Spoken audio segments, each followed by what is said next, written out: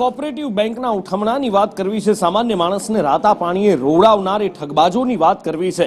વડોદરામાંથી આ વખતે સામે આવ્યું છે કે જેમાં કોઓપરેટિવ સોસાયટીએ ઉઠમણું કર્યું છે અને રોકાણકારો રાતા પાણીએ રોઈ રહ્યા છે। 150થી વધુ ખાતેદારોના પૈસા ફસાઈ ગયા છે। પૈસા ઉપાડવા જતા અધિકારીઓ ગાયબ થઈ ગયા છે। જવું તો જવું ક્યાં, કરવું તો કરવું શું, એ કંઈ જ અત્યારે આ લોકોને નથી સમજાઈ રહ્યું। બેંકમાં પૂછપરછ કરતા અમને બી જાણવા મળ્યું કે અહીંયા બેંકના જે કર્મચારીઓ છે તમામ કર્મચારીઓ એથી ફરાર છે। સંજય ચૌધરી કહીને કોઈ અધિકારી બીજી જગ્યાએથી અહીંયા આવ્યા છે અને તમામ એજન્ટોમાંથી મીટિંગ લઈ રહ્યા છે અને મીટિંગ લીધા પછી નવી કમિટી બનાવીને પૈસા આપવા કે નહીં અને પૈસા છે કે નહીં એની જાહેરાત કરવાના છે।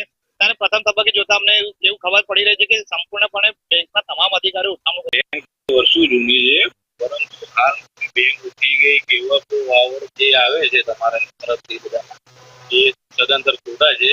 ખાલી વહીવટની કમિટી રહી પોતાના વહીવટનું નિષ્કાળજી આવી એની એટલે એના આધારે જિલ્લા રજિસ્ટ્રારશ્રીએ વહીવટદાર તરીકે અમને મૂક્યા છે। બેંક બંધ થઈ ગઈ એવું કઈ કશું કઈ નથી, એટલે કોઈ ચિંતાનો વિષય નથી। બેંક ચાલુ